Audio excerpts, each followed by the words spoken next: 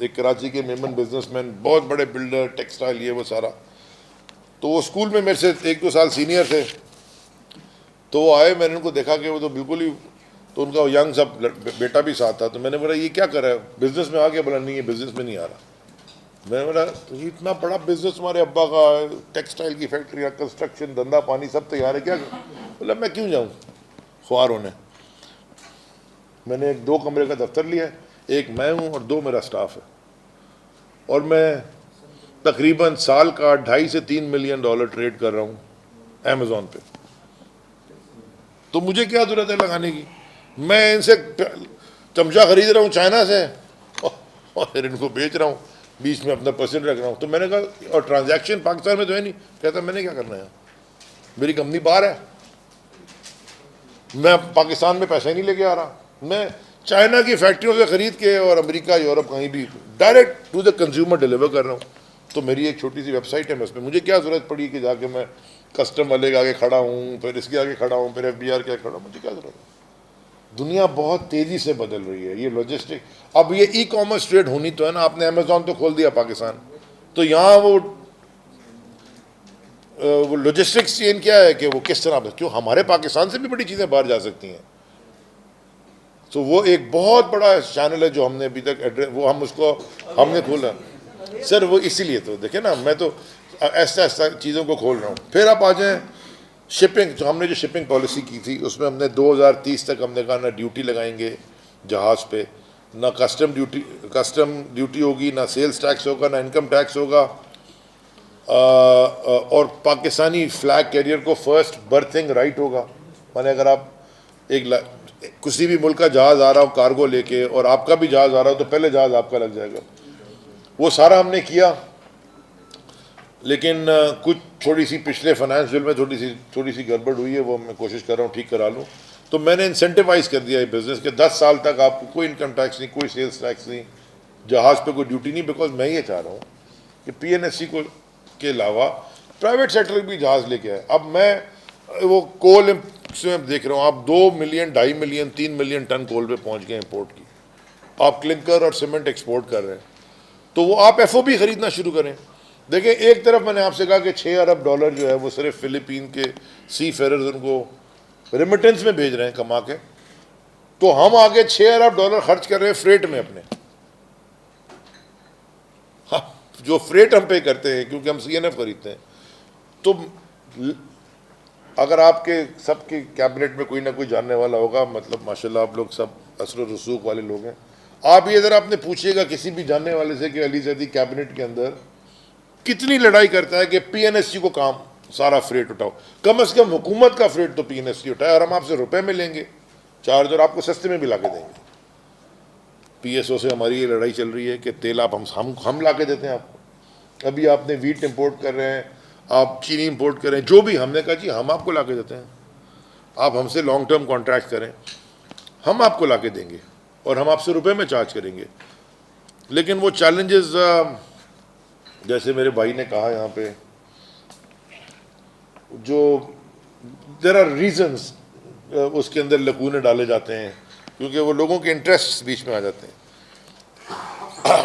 कोई भी बर्थ मेरे टर्म में 2-3 की BOT ख़त्म हो रही है, मैंने डायरेक्ट ओपन बिडिंग करके आगे बर्थ देनी है। मैं ये लीज किसी की एक्सटेंड नहीं करने लगा विदाउट ए बिड, चाहे वो जितनी बड़ी कंपनी हो। नहीं, बर्थ की स्टे, बिडिंग में तो स्टे नहीं ले सकते ना।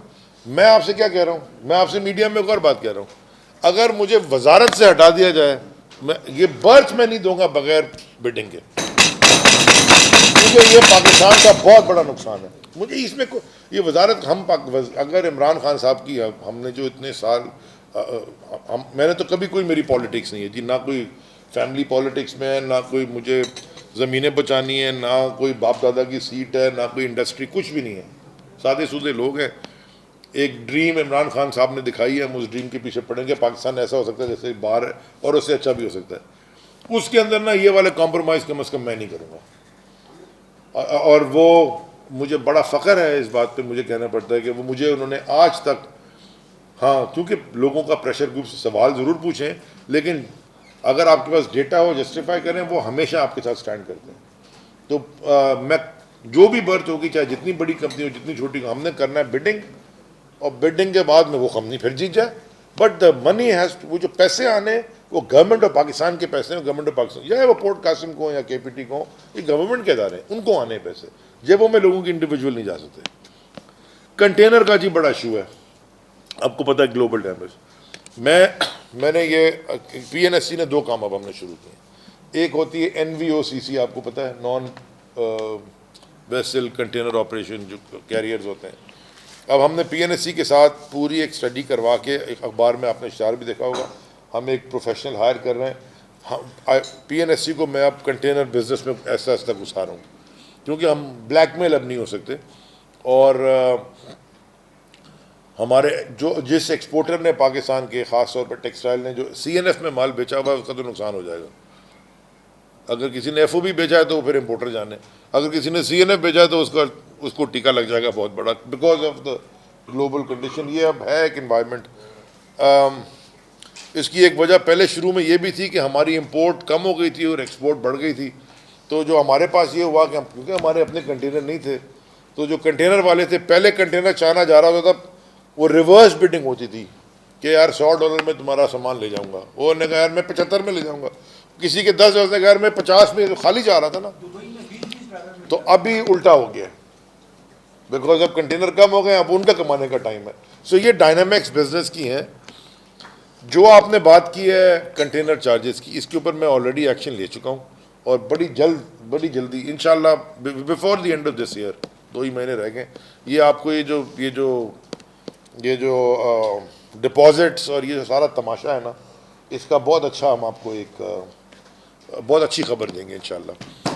मैं आपको ज़्यादा बताऊंगा तो वो आई डोंट, मैं ये एक्शन इस पे हमने but I am just telling you कि आप इस पे थोड़ा सा इस पे भरोसा करें, क्योंकि आपको ये अंदाज़ा हो जाना चाहिए कि मुझे अब इस इंडस्ट्री का थोड़ा अंदाज़ा हो गया है। मैं मतलब आई कैन, सेक्रेटरी की मुझे ज़रूरत नहीं है, मैं उनके साथ बगैर, क्योंकि मैं पढ़ नहीं, ज़रूरत है, मैंने साथ बिठाने की ज़रूरत नहीं है ना, हेडलाइन चल रही जाती है, बोला सेक्रेटरी की ज़रूरत नहीं, ये मतलब नहीं कौन सर। देखें, मैं बताता हूँ आपको एक बात सर, हमारा एक बड़ा अच्छा ईमान है। देखें ना, बिठाने वाले की ताकत हटाने वाले की ताकत से बड़ी है। जो हम यहाँ बैठे, मेरी तो औकात भी यहाँ आने की है, तो अल्लाह ने इधर पहुँचाया है, माँ बाप की दुआ है, और जब तक हैं वो ठीक काम करेंगे। जी देखें जी, आपको एक और कंटेनर के लिए जो अफगान ट्रांजिट रेट की आपने बात की, तो एक पूरी हमने transshipment policy central Asian Republic के साथ भी, और आप वहाँ थे भी, उनके साथ हम ऑफ डॉक्स कर रहे हैं,